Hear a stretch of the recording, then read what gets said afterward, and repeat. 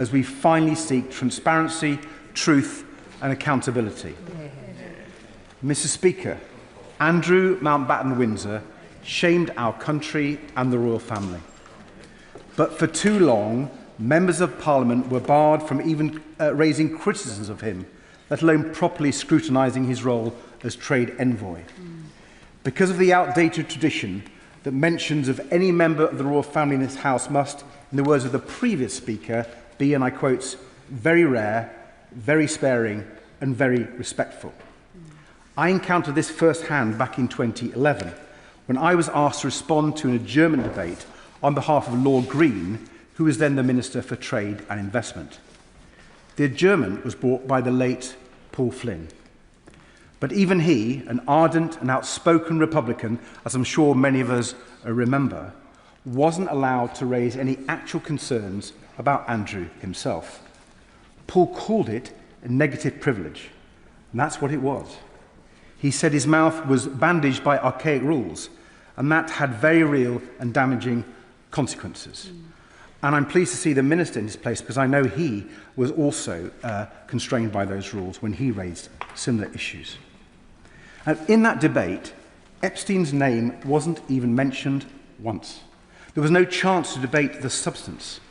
And standing in for the responsible minister, I set out the government's position as it had been for a decade, in support of the Prince's role as the trade envoy. Looking back and knowing what we all know now, I'm horrified by it. I can't imagine what it must have been like for the survivors and their families to hear Andrew praised like that, as they heard so often all around the world. So I apologise to them, and I'm determined to change things. Mr. Speaker, I was struck by the words of Amanda Roberts, Virginia Giuffre's sister-in-law, after Andrew was arrested last week. She said this could be a stain on the royal family for the rest of our history, or, quote, it could be a moment where they and we decide that this is the time when cultural change happens. And as a staunch supporter of His Royal Highness the King and the royal family, I believe we must help to bring about that cultural change now. Would he give way? Happy to give way. I'm most grateful to the leader of the Liberal Democrat for giving way. He's making a powerful speech. I'm sure we'll agree that decades of deferential, frankly sycophantic treatment by Parliament and state authorities are being exposed as having enabled Andrew Mountbatten-Windsor to behave as though he were untouchable. Yep. And I'm sure he will join me in calling on the government to introduce independent oversight of those members of the royal family who undertake official duties and require both transparency and scrutiny over anything from now on paid for by the state, because apparently they work for us. I'm grateful for that intervention. We must build a culture of transparency and accountability. I think that is essential. And I hope we as a House will look at ending the archaic negative privilege rules Paul Flynn spoke about, remove the bandages from our mouths. And today, free of those bandages in relation to Andrew, our motion focuses on finally getting the truth out about his role as Special Representative for Trade and Investment. Give way? I'll give way again. Mr. Speaker, first of all, can I commend the right honourable member for bringing, and his party for bringing this forward. Commend him for the way that he interviewed on TV this morning. And certainly, he doesn't just speak for this House, he speaks for this nation. And we're all greatly shocked at what has taken place, but does he agree as well? King Charles, Queen Camilla, Edward, Sophie, William, Kate are members of the royal family at this time who also need our support. And does he agree that perhaps maybe now is a time to tell them that we in this House love them, that this nation loves them, and that we understand the pain that they're suffering, and our support is with those members of the royal family who are above this and above this reproach? I'm grateful for the honourable gentleman's intervention. I think he probably speaks for the whole House. And indeed, the intention of this debate is to bring this House together. And the changes that we think are necessary would indeed protect the royal family and strengthen the monarchy, which in some places is being criticised, and I think it's important, and that's why we need these reforms. But, Mr. Speaker, if I can go back to the motion, because it focuses at the start of this at the appointment of the former Prince Andrew to this role back in 2001. We've seen the reporting that the King, then Prince of Wales, expressed his concerns about that appointment. More alarmingly, we have read that Peter Mandelson wrote to the then Prime Minister Tony Blair, as his former Trade Secretary, pushing for Andrew's appointment. One friend of Epstein lobbying for a job for another friend of Epstein, a job that might help Epstein enrich himself. So we clearly need to get to the bottom of that appointment and the role Mandelson himself played in it. And only the papers demanded by this motion will allow us to do that. We need them published as soon as possible, without delay. And then there are the many questions about Andrew's conduct in the role, now subject to a criminal investigation. So clearly, Mr. Speaker, as you said, we do not want to jeopardise that investigation with anything we say today. We must let the police get on with their work, especially for Epstein's victims, survivors and their families. They deserve to see justice done at last.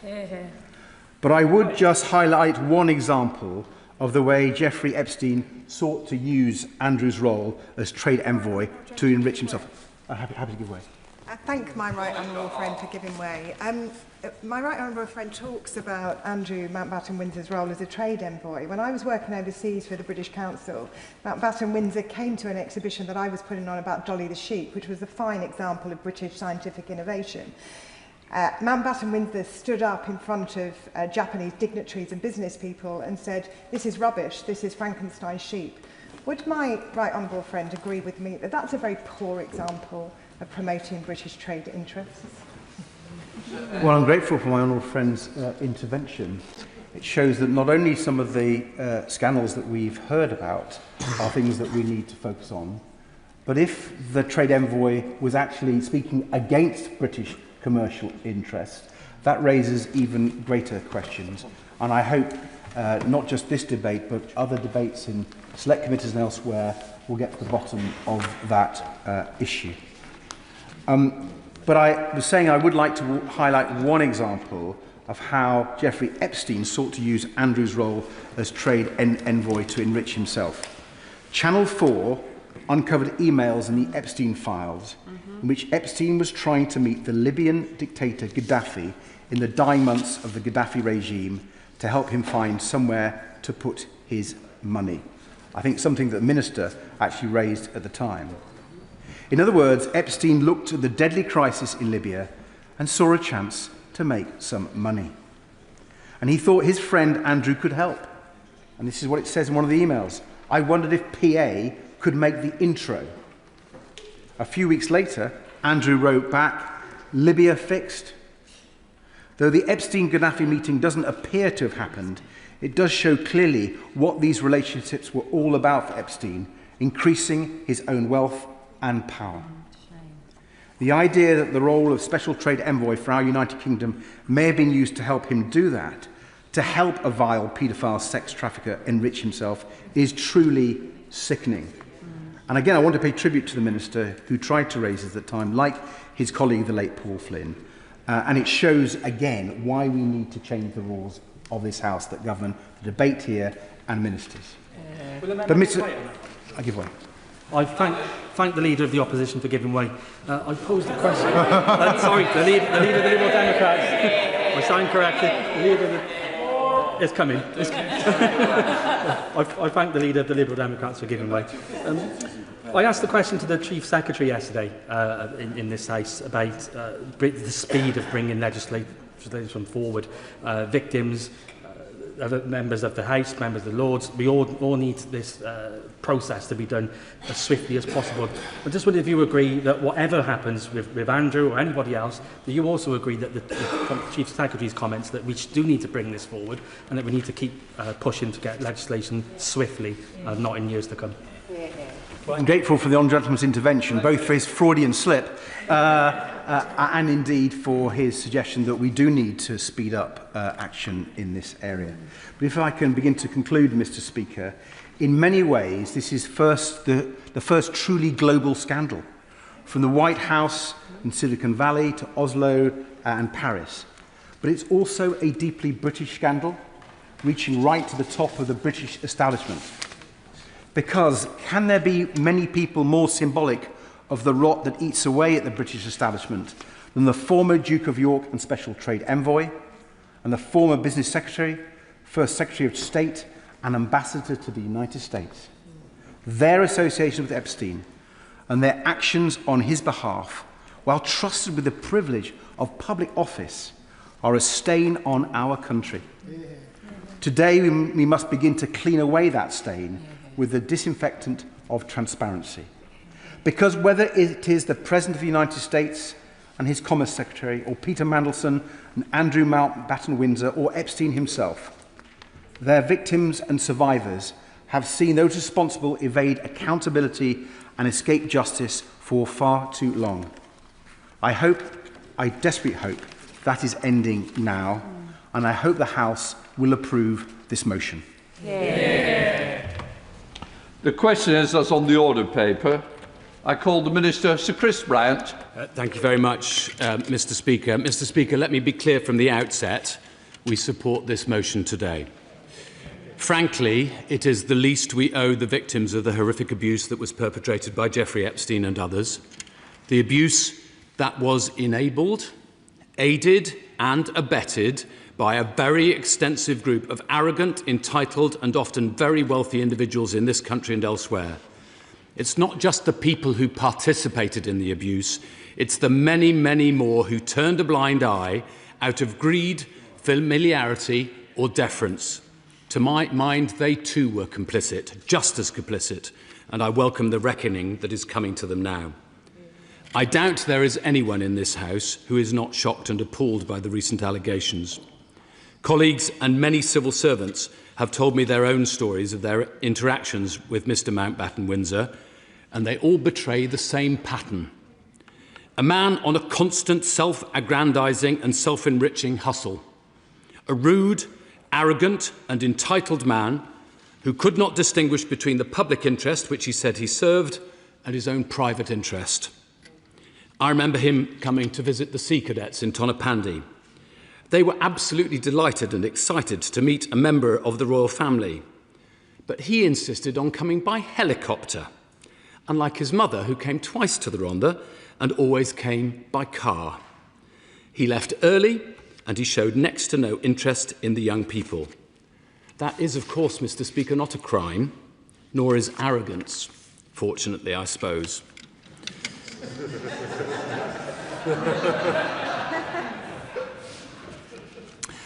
Of course, we knew much of this, much of what is now in the public domain, actually a very long time ago.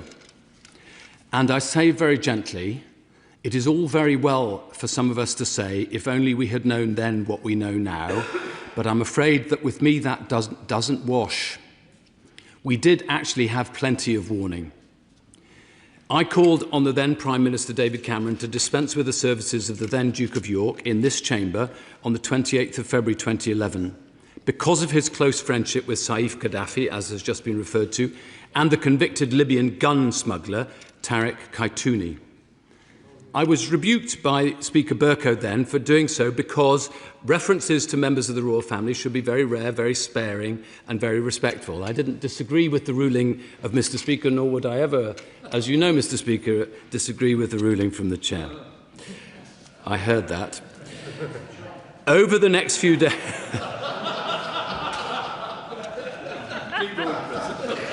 I'm taking your advice, Mr. Speaker, I'm just ignoring that.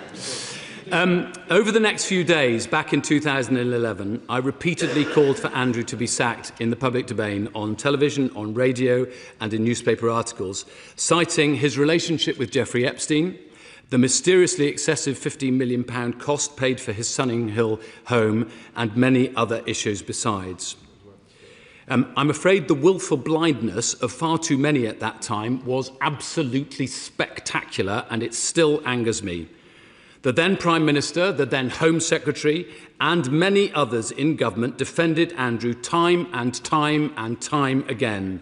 I was repeatedly told off, both in the chamber and outside the chamber. John Humphreys, the broadcaster, actually told me on the Today programme on the 7th of March, I think honourable members will be shocked by this, that Jeffrey Epstein wasn't quite a paedophile, drawing a distinction between sexual abuse of prepubescent and other children. Dominic Lawson, writing in the Sunday Times on the 11th of March, defended Andrew and made the same distinction between Epstein's involvement with teenage girls and paedophilia, since, as he put it, none of the girls was prepubescent, although he did at least admit that both were sordid and exploitative. I gently suggest that that is the least of what we have seen. So let me be absolutely clear.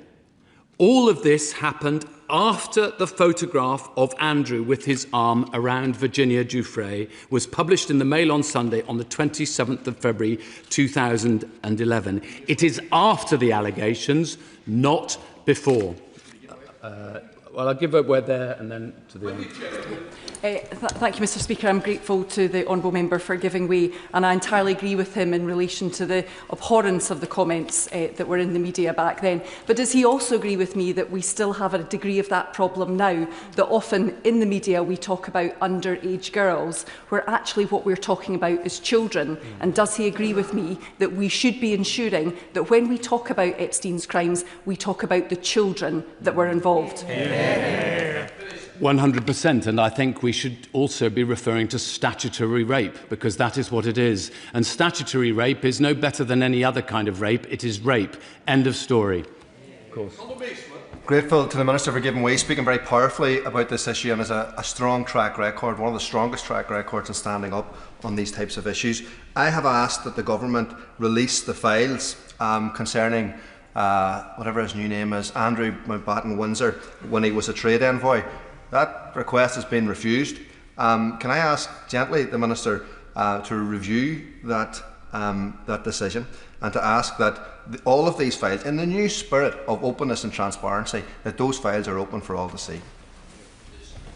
Of course, I completely respect my honourable friend, and he's made this point several times, not only in the chamber but also to me privately. And I agree with him. That is the direction of travel that we're going in, and that's why we agree with the humble address today as it's been presented. We're not standing in the way. We will do everything we can to comply with that as fast as we possibly can. I will come on to a couple of caveats a little bit later, but I just want to pursue the point about what we knew in the past, because the leader of the Liberal Democrats quite rightly said that on the 7th that Paul Flynn had a debate on the 4th of May, to which he responded as not actually as the Minister responsible, but standing in for the Minister responsible. But actually Paul Flynn also had another debate on the 17th of March in Westminster Hall, which was granted to him by the Backbench Business Committee, which had relatively recently then been set up. And he concluded, because he was finding it very difficult to make any of the allegations that he wanted to make because of the rules of the House, that there really is no point in continuing with the debate. That is a direct quote from him. And in fact, the then Deputy Leader of the House, David Heath, who was another Liberal Democrat member of the government at the time, made the point that, as I think, Mr Speaker, has been made both by Mr Burko and by yourself, that if there is a substantive motion, of course we can make these comments in relation to certain members, but it has to be a substantive motion, and you have to find a means of being able to table that motion, as indeed we have a substantive motion today. And then, following that, Paul Flynn tried to get a substantive motion, which was then the debate, but it was actually an adjournment debate on the 4th of May, which is therefore not a substantive motion again, and he struggled again, and this is what he said in that debate. The Speaker would quite rightly abide by the rules of the House and tell me I was not allowed to make any derogatory statements that might affect the envoy, his personality or his name. It is an illustration of how demeaned we are as politicians and members of Parliament that I am allowed to make any points about the damage that is done only in an oblique way, by discussing the effects of the holder of the office, his role, and the comments that are being made. And of course, he felt furious, angry. He wrote a great book about being an MP, which I commend to all honourable members. And the right honourable member, as he knows, he responded to that debate as follows. I, for one, believe that the Duke of York does an excellent job as the UK's Special Representative for International Trade and Investment. He promotes UK business interests around the world and helps to attract inward investment. He went on at some length and then added at the end, he has made a valuable contribution in developing significant opportunities for British business through the role and continues to do so. I just say gently to him, I think If he'd followed the debates in the public domain at the time, he would have known better than to have made those comments. I won't go any further, but I'm happy to give way if he wants. Well, the Minister knows that I apologise for that comment. Taking a brief from someone else, I really wish I hadn't said those words, because I'm thinking about the victims. And I praised him for the role he took. I hope he will acknowledge that 2 months after that debate, Andrew left that role, and that was right that he did. And the government, I wasn't privy to those discussions, but the government did get rid of him. Yes, he left his post in July, I think, of 2011. It could have come soon enough for many of us, and it is a regret, I think, to many that the government wasn't able to listen faster and to act faster at that time. Mr. Speaker, what I believe this whole saga shows is that deference can be a toxic presence in the body politic. Of course, we always seek to respect others. We look for the best in others. There was another instance in that first debate that shows the generosity we often show, and I have told the honourable member that I'm going to raise this. The Right Honourable Member for New Forest East, who is a gentleman to his fingertips and is always a very magnanimous fellow, said, "Does the Minister agree that one reason why the Duke of York has considerable credibility is his distinguished record as a former member of the Fleet Air Arm who gave valuable service in the Falklands War? That shows a degree of commitment over and above any inherited responsibilities that he might be considered to have." Of course, I understand the point that the Right Honourable Member was making back then in 2011. But of course, the fear is that when deference tips over into subservience, it can be terribly dangerous, because the victims don't get heard, respected or understood in the same way as those with grand titles do. And this, of course, has implications for this House, as the Right Honourable Member said. Mr. Speaker, of course, the conduct of business in this House is entirely a matter for you, and interpreting with the clerks the Erskine May and the standing orders. I only repeat the words of Paul Flynn in 2011, who denounced what he called censorship on honourable members discussing an issue of great importance. I know you too would want to denounce such censorship. I want to issue one caveat about the motion today. The government will, of course, comply with the terms of the humble address in full. As I say, we support the motion.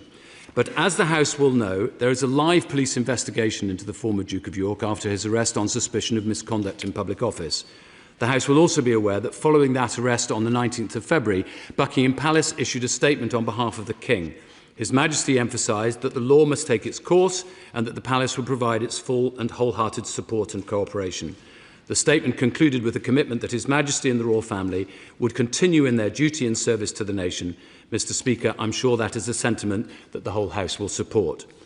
As the police have rightly said, it is absolutely crucial that the integrity of their investigation is protected.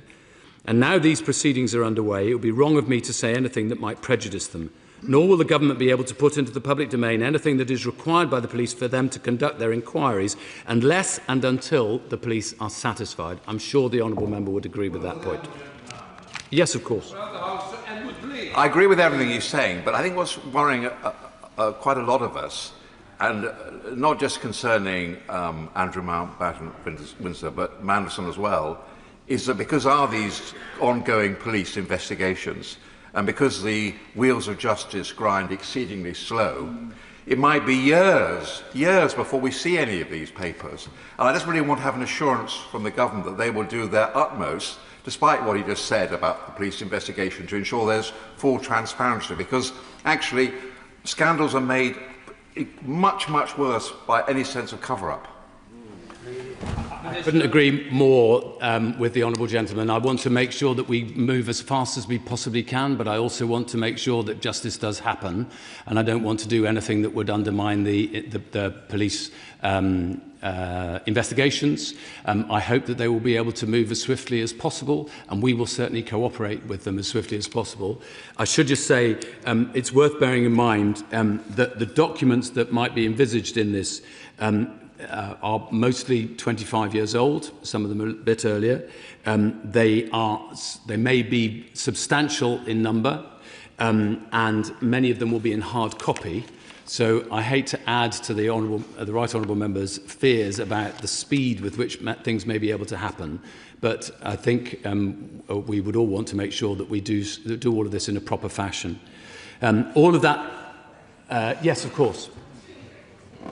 Giving way, and as a point of clarification regarding the police investigations, he might have seen the intervention that Gordon Brown made on Sunday, asking constabularies to consider widening the probe on the basis of files that had been released as part of the data dump. One of the questions that's arisen, and I appreciate he won't be able to comment on what those police forces are planning to do or not do, but that all government departments, including the Ministry of Defence and including the Department for Transport, would be fully cooperative with anything that they would need. Could he give the assurance that every single department, without fear or favour, will give them whatever they need if they wish to widen the investigation? We will do two things. First of all, we will seek to comply with the humble address as soon as we possibly can, given the caveat that I've already issued about the police investigation. We will also make sure that every single part of government cooperates entirely with both the Thames Valley Police and any other investigations by any other police forces, police force that there may be, on whatever they may be investigating. It's not for me as a government minister to instruct the police what they should or shouldn't investigate, or point them in one direction or another. Former Prime Ministers have a different set of responsibilities, so she's quite right. I don't want to undermine the investigation, but I also don't want to delay it in any way, and we will make sure that every department... yes, I don't want to give way to every single member of the Liberal Democrats, but I will, of course. I thank the Minister greatly. Would he agree with me that it's actually timely, right now, that the government presses ahead with the Public Office Accountability Bill, which allows the Amendment 23, which is blocking everything at the moment, seems to be a way through and to ensure that we have transparency and that there's openness, but there is the security that the government can be assured, as can other members of the House, that anything that is subject to matters of intelligence or security, and indeed matters related to the police investigation, will not be released. There seems to be there's an answer in the government's hands, and I know not why they are waiting and waiting and waiting to get this sorted. I'm not sure. She might have to repeat to me what she thinks the answer that is thus far evading me might be. If I may, I will just say that actually this all relates. I could talk to him also about the whistleblowing bill and the office for an independent office for a whistleblower. It is the matter that people should be able to reveal what they know. They should tell the truth. I think it's shocking that we have to have legislation that people are told to tell the truth. But actually, all of this falls into the same remit, in that people should be free to declare exactly what it is they know, that papers should be released, but you have an independent judge, which is what happens at the moment, and is what is in this number 23 amendment. An independent judge, High Court judge, says what may and may not be released. Can I just suggest we shorten interventions rather than making speeches, Minister? I think I just want to return, Mr. Speaker, to what I said earlier, which the government will be... We will put everything into the public domain when we can. I don't want to do so at a time which would make it impossible for the police to secure the proper processes that they need to be able to do. I'm not sure that adding an intervening person helps that process. But I'm happy to listen if she catches your eye later on in the debate. And Mr. Speaker, with the leave of the House, I'll be responding to the debate as well. So I'm very happy to answer lots of questions. All right. So specifically on this point, I'm grateful that the Minister is very willing to say that he will comply with the terms of this motion, but is also trying to manage expectations about the speed in which the government may act. He will know that there will nonetheless still be some members of the public who will view that with some suspicion and alarm. They will be worried that the government might be trying to long grass it or put it in the too hard basket. Could the Minister commit either now or by the end of the debate that the government will regularly update this House so that opposition parties don't have to repeatedly bring ministers to the House to urgent questions? Could he agree perhaps to set out by the end of this debate how often the government would intend to inform this House about regular updates?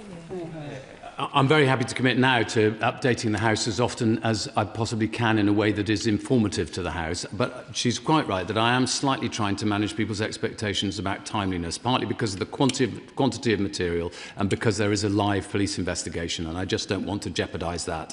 If there are things that, I will in a moment, if there are things that are embarrassing to the government, that's who cares? I want to make sure that we end up getting the proper justice that is necessary for the victims, and that means that we have to have a proper police procedure. If there are charges brought, then that has to go through a judicial process as well, and I don't want to undermine that. But of course, I'm very happy both in a private way and publicly to update the House when I have anything possible to say.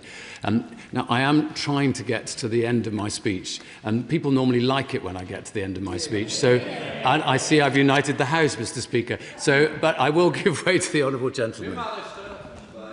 I understand the concern about not treading upon the police investigation, but surely the police investigation is about the conduct of Andrew Mountbatten-Windsor in the role, whereas this humble address is about the appointment and the process of appointment.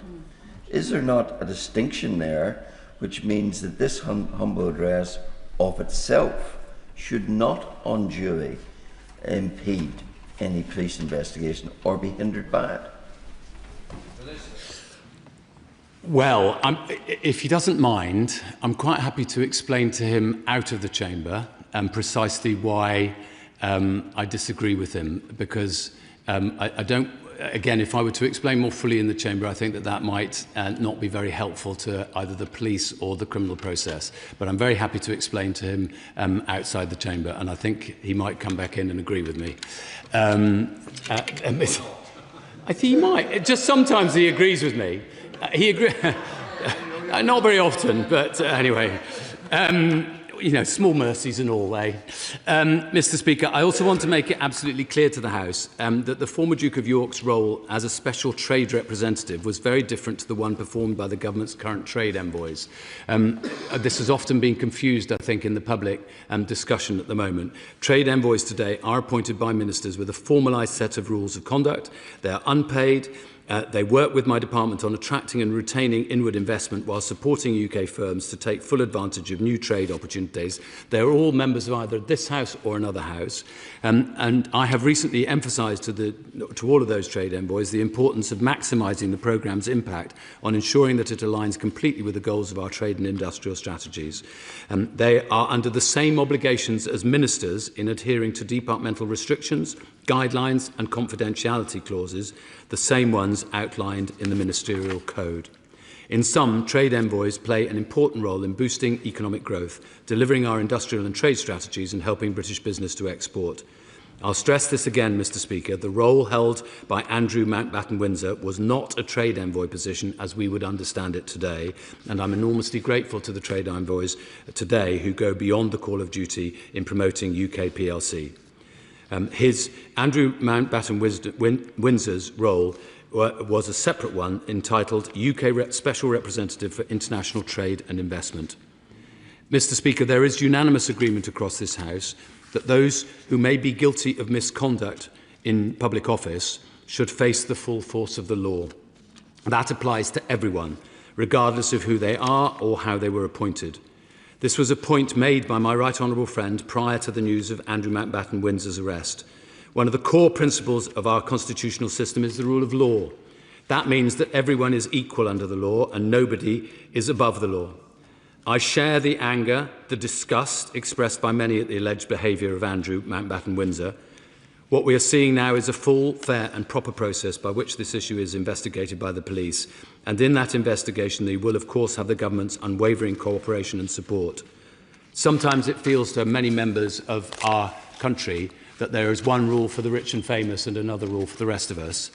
But actually, there is only one rule, the rule of law. To Shadow Secretary of State Alex Burkhardt. Thank you very much, Mr. Speaker. And I'd like to congratulate the right honourable gentleman for securing this debate. I should say at the outset the Conservatives support this motion. And the truth is that the people who helped Jeffrey Epstein, who helped him by supplying him with contacts and information were the people who enabled him to become powerful. And those people effectively enabled him to build his net of influence, his net of abuse. And that network of power, in turn, enabled him to abuse more and more people. So it is quite right that this House is enabled to scrutinise what went on and how it went on. I listened to the Minister's remarks, and I appreciate the way that he's approached this debate and the way that the government is going to constructively cooperate with the terms of the address. But I must say that this is the second occasion in only a few weeks when the government has had to be brought here by opposition parties under the terms of a humble address to disclose information that it could quite obviously have disclosed without the need for a humble address in the first place. And so whilst I accept the humility with which he's taken the debate, actually the government as a whole could have been much more proactive on this issue right from the start. And I also appreciate the humble way in which he came to the House and reminded us that he had been right all along. Very humble. The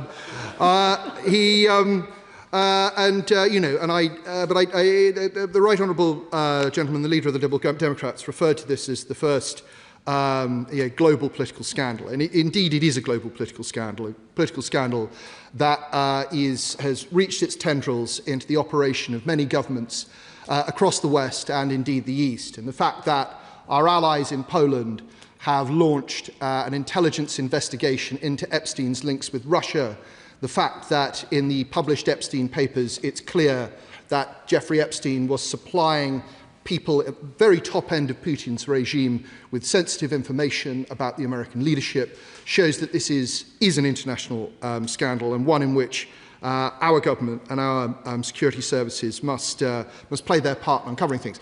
I know that the Right Honourable Gentleman is a lover of history, so I must gently take issue with his claims that this is the first global political scandal. I think the Dreyfus affair, the XYZ scandal, the Panama scandal, there have been many, but this is, to take a substantive point, a global political scandal.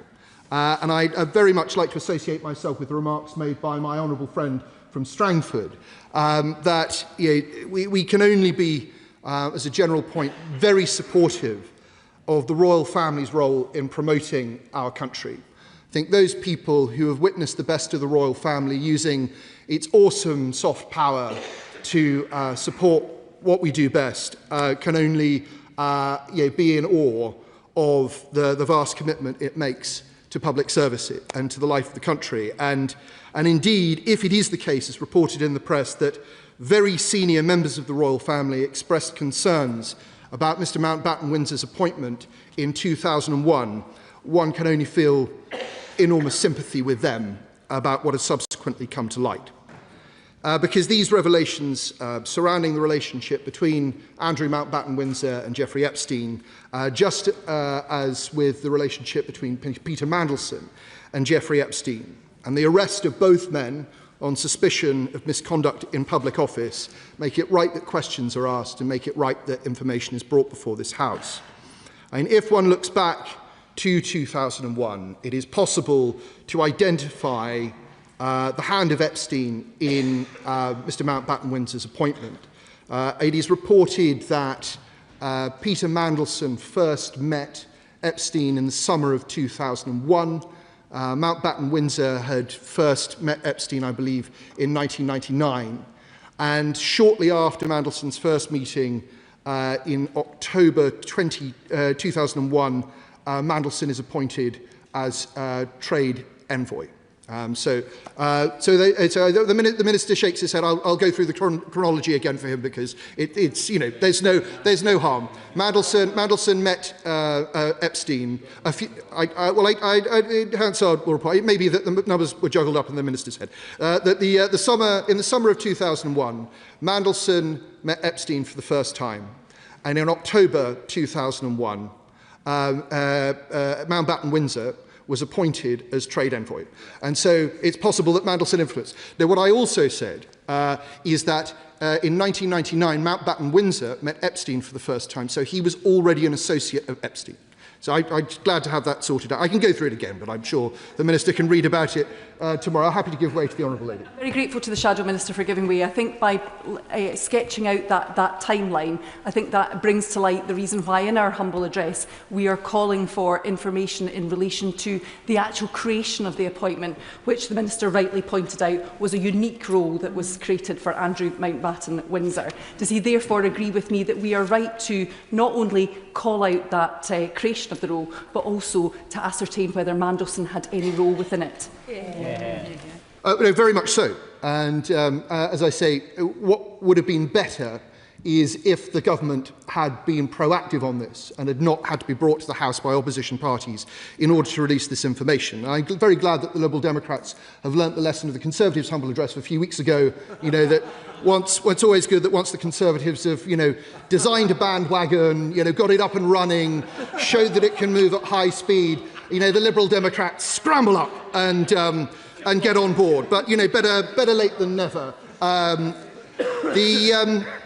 And so, is there anybody trying? No, fine. So as we see, if we go through the sequencing very carefully, it's possible that there was influence from Epstein, who we must acknowledge was not had not been arrested or convicted in 2001, but about whom there were rumours and reports, and who in any case was a highly influential foreign businessman. And if it was under his influence that Mr Mountbatten-Windsor was appointed as trade envoy, then it would be useful to see what the Prime Minister knew when that appointment was made. I will give way to the Honourable Lady. Giving way. I think what he's trying to get to is a point that deeply concerns me, which is we need to understand the extent to which the then Prince Andrew was leaning on government for things that he wanted. And an example of this is in the recent Esptein files. There is an exchange between Ghislaine Maxwell, Jeffrey Epstein, about how Andrew had written to the Ministry of Defence in order to allow their plane to land at an RAF base in Norfolk on the 7th of December in 2000. So his influence on government predated his appointment. And what we want to understand is to what extent was he already trying to influence government as a prince, and what did that lead to in his role as a trade envoy? Would he agree that that is incredibly important to get to the bottom of? Yes, and I'm afraid I don't know what year 2000.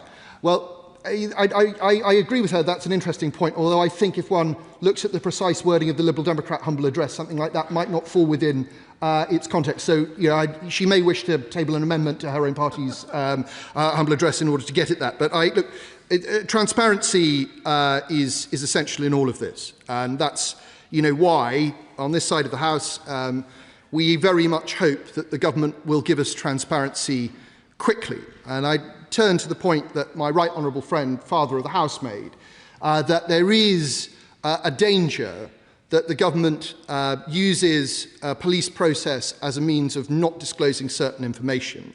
And I say that not because of what the Minister has said today, so much as what was said yesterday by the right honourable gentleman who is Chief Secretary to the Prime Minister, when in context of our own humble address, he said, "I can confirm that those documents will be made available, subject, I am afraid, to the exclusion of one particular item, in which number 10 asked Peter Mandelson a number of questions. The Met Police have asked that to be held back, subject to their investigations. That item will therefore have to be published at a later date, but the documents that are not subject to the Met Police investigation will be published very shortly." I think it would assist this House if, I think this was a point that my honourable friend from North Antrim made, it would assist this House if the government could explain why the Met Police have asked that that item is held back. And I also think it would be helpful if the government would confirm that there is no bar to it handing that document over to the ISC. And this is a point on which the Chair has been very clear. On the 4th of February, Mr Speaker said, the Metropolitan Police have no jurisdiction over this House, have no jurisdiction over what this House may wish to do. It will be a matter of whether or not the government provide the information. I want to let members know that the police cannot dictate to this House. That the police cannot dictate to this House. And there is a means that was specifically debated during the original humble address, which enabled members of this House, i.e. the ISC, to be given this information regardless of a police investigation. Happy to give way to the Honourable Lady. I thank the Honourable Member for giving way in what is a very important point that he is making, and something which concerns me deeply in this is that my constituents, members of the public, are increasingly concerned that what they see is the tendrils that the Honourable Gentleman referred to reaching into government through this debate, and that in the handling of these papers and the release of information, we must at all times be aware of the impact on the reputation, not just on Andrew Mountbatten-Windsor or Lord Mandelson, but on us in this place, previous governments and subsequent governments in Parliament. Would the Honourable Member agree? Very much so. And I know that I know that honourable members, or certain honourable members on all sides, will be aware of just how bad it will look if the government does not provide information swiftly as possible. I'll give an example where that is not happening, given that the original humble address was nearly 2 weeks ago. Now, during that debate, I raised the issue of Palantir and how in February last year, the Prime Minister had an unrecorded meeting with Palantir in Washington. Didn't appear in his register of meetings. He was accompanied on that visit by Peter Mandelson. Peter Mandelson, whose company in which he held a commanding share, had Palantir as a client. And then subsequently, later in the year, Palantir received a direct award from government worth about £240 million. A very substantial contract. When I raised this in the House, there was concern on both sides, it was a cross-party issue, and the Minister agreed to write to me confirming, or I asked him to confirm, that the Cabinet Secretary, whoever that turned out to be, would be investigating what is clearly looks like a case of conflict of interest. I still have not received a reply. I've not received any reply, despite me bringing it up again at the dispatch box at the start of this week and being assured that I would receive a response. I just don't think that this is good enough. And it's very, very important that the opposition can hold the government to account in a meaningful way. So to the Honourable Lady's point, I think it's extremely important that the government should be seen to be willingly providing information rather than having to be pushed every step of the way to do the right thing. And I'll just sort of make an additional point on this score. And whilst we do very much support the humble address today, I just ask the government to be clear that nothing in this humble address is going to slow down the process of delivering on the original humble address. Nothing at all. Because whilst there is historic interest and contemporary interest in the history of what happened in 2001, what this government did in choosing to appoint Peter Mandelson, despite the information that it had at its disposal, is of paramount importance. This government must come clean, and come clean quickly, because, as Buckingham Palace said the other day, no one is above the law. Rachel Maskell. Thank you, Madam Deputy Speaker. Unaccountable power must not hide. Privilege must not be protected. Money must be accounted for, and elite networks of men operating here and overseas must meet their reckoning for dehumanising, subjugating, exploiting and sexually assaulting women who must have justice. The web of abuse surrounding Mr. Epstein and his associates must be brought to book. And Mr. Mountbatten-Windsor, as a known associate, must also be held to account in his role as a special trade envoy and for his associations too. We have all been revulsed by the stories that we have heard, and that's why today's debate must also be about the victims and survivors. I first raise concern, obviously, because my constituency carries the name York, and the Duke of York's ambassadorial associations with our city caused much concern in my community. And therefore I brought those concerns to the House on the 21st of February 2022. And this was just days after the settlement to the lawsuit to Ms Jeffrey, known to be in the region of £12 million. Clearly my city was very disturbed, and as a result of that, a human rights city no less, I sought to see a separation between the title and the city, and brought forward later that year, after working very closely with the clerks, a bill in order to remove the title, something which still has not been done. I brought forward another bill just last year for the removal of title, again bringing in the option of removing the title from peerages as well, and having worked through that, still not had a positive response to that. But the reason I'm speaking in this debate today is because in looking into these issues, I realise that the humble address itself is narrow in its scope. But secondly, what do we do with the information once it's been corroborated? Clearly, there's the police investigation, which must take its course, and I'm sure will be deep and thorough because it runs so far. But ultimately, if we're just looking at the appointment, what about the period over that time when he carried out the role, and also the implications to the wider networks?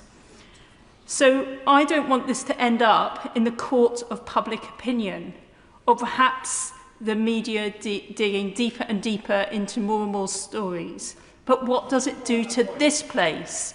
What does it do to change the way that systems work? I'm happy to give way. I'm very grateful for the Honourable Lady for giving way, and I recognise definitely the work she's done on titles and holding Andrew Mountbatten-Windsor to account. I think she's raising a good point around making sure we don't have a court of public opinion, but I would like to give my thanks to many of the media outlets, it doesn't matter which one you read, what your political slant is, who have done tremendous work trawling through tens of thousands, hundreds of thousands of documents, and I do think we owe them a debt of gratitude for bringing to light many of the awful things that Andrew Mountbatten-Windsor is alleged to have been associated with. Does she agree with me on that point? I do agree with the Honourable Gentleman, because I know that journalists have been up through the night poring over the Esptein files, digging deep to hold power to account. And it's a vital role that our media does, and long may it continue. Their scrutiny is important for this place and the work that we do here.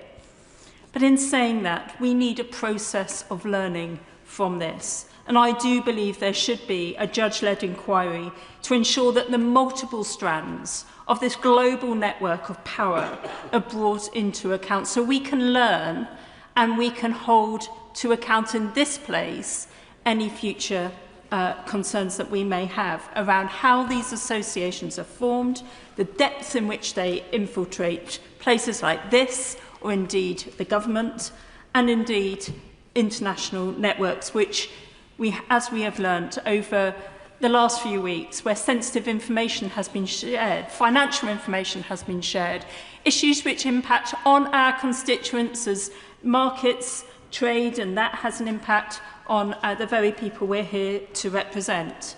And I think for no longer can these powerful men swan around the world, having these conversations, gaining more power, and exploiting whoever passes their path, and not be accountable.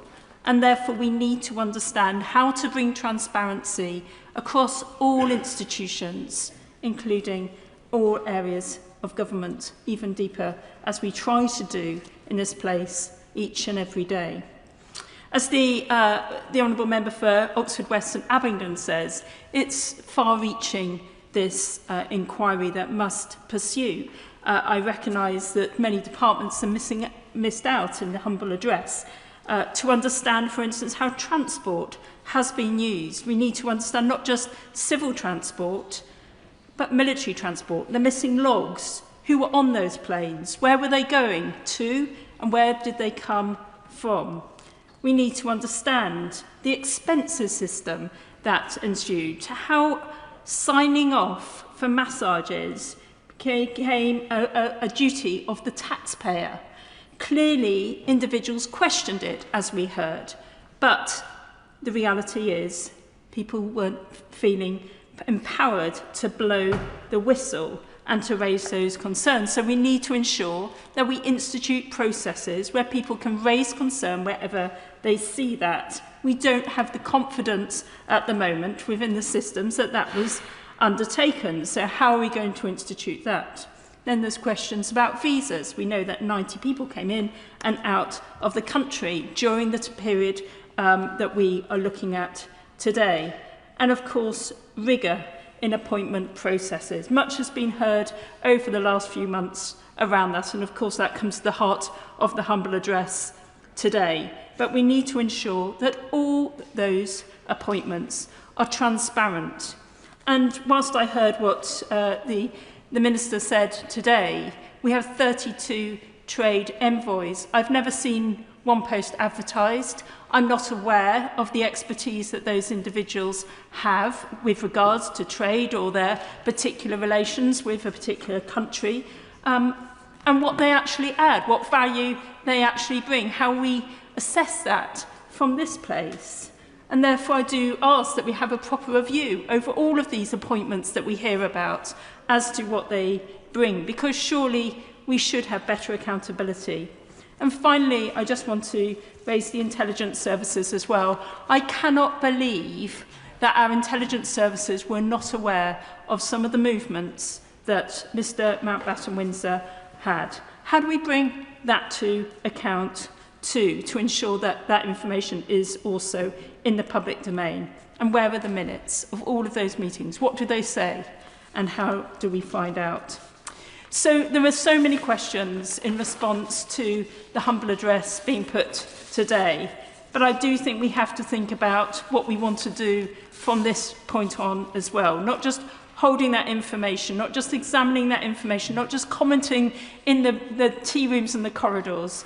What we want to do is to ensure that that power is held to account, and that those with privilege know that they are answerable for the responsibilities that they hold. So I conclude. As the light is shone deeper into the darkest of these networks, of the elite exploitations, and the systems must be overhauled and reviewed. May the police do their job and do it well and extensively. And in this place, may we focus always on the women who were exploited, gaslit and traumatised and left broken, as we seek justice, but also seek to hold that power to account. Monica Harding. Thank you, Madam Deputy Speaker. And I want to speak today about transparency and accountability in public life, and how the system that we find ourselves in today has been maintained and got us to where we are. In the early noughties, I was working overseas, as I've said, with the British Council. Andrew Mountbatten-Windsor visited us as part of his role as a UK trade envoy. Before his arrival, senior staff in both the Embassy and the British Council were rolling their eyes. His reputation preceded him. I was told it was a containment exercise, that overseas missions feared putting him out there in case he said something inappropriate, that he was arrogant, and that he wasn't on top of the detail of his brief. Rather than looking forward to his visits as an opportunity to promote Britain, instead it was thought that he would do damage. Moreover, there were rumours about him, that he refused to stay in the ambassador's residence, would only stay in the Four Seasons or similar top-end hotels, and that he took with him an ironing board overseas when he went. That was a euphemism for a massage table. That was all well known amongst many officials. It even inspired a BBC TV programme, The Ambassadors, in 2013, a couple of years after Andrew was forced to relinquish his role as trade envoy. But this, it seems, was known about in the diplomatic circles I experienced way back at the start of the noughties, and yet Andrew Mountbatten-Windsor enjoyed another 10 years as a trade envoy. But yet when I questioned why this was allowed to happen, I was met with a shrug. Everyone knows, it was said. Andrew, as I have said, came to an exhibition I had put on about Dolly the sheep, at the time the pinnacle of British innovation, and we were rightly proud of it as an example of UK scientific excellence. And one of my team, a young Japanese woman who worked for the British government as a member of staff of the British Council, her job, we paid her, was to promote the UK, showed the then prince around with some Japanese dignitaries. Dolly the sheep, he sneered, it's rubbish. Frankenstein sheep, he said. My team member was deflated and didn't understand why this representative of the British state diminished what she was rightly proud of. And the talk of Andrew and what he was like came to my own personal dinner table. My late father-in-law, Air Vice Marshal in the RAF, was at a dinner overseas with Mountbatten-Windsor on an overseas trip in the 1990s. Windsor said in front of many foreign military and diplomatic seniors, no need for a Royal Air Force. My father-in-law said nothing, and that was a problem. You couldn't because of Windsor's privileged position, but he raised it with the Chief of Air Staff and was told it would be raised with the Palace. What happened next? Who knows? Did diplomats raise the concern to their seniors and to the very top from early on? Did the Palace do its own internal investigation? If they did, was it shared with the Department for Business and Trade? Where did these concerns all go? And in doing so, did they, the system, unwittingly or wittingly, support protection or cover-up? Because of the way things were done or deference? That, Madam Deputy Speaker, is the point of this debate. Some officials knew, or the system seemed to know, but the system seemingly failed to do anything about it for 10 years because of privilege and because of deference. Will she give way? I will give way. Thank you for giving way. I mean, just on this point around which departments had which papers, does she not also think, and I note in the humble address today it says departments including but not limited to, surely the royal household, papers in the royal household that relate to this matter should also come under the scope of this humble address. Does she agree? Thank you, my honourable friend. I do agree. I think here there is a systematic failure and joined upness that we need to unravel. And I will come back to that in the course of this speech. When there was scrutiny after 2011, there was still a failure of oversight. What does this say about our society, how we protect privilege and what we are prepared to accept on behalf of the British state and our representatives? Can rules be broken by some people and not others? Do propriety and ethics belong to all those who represent the British state? Madam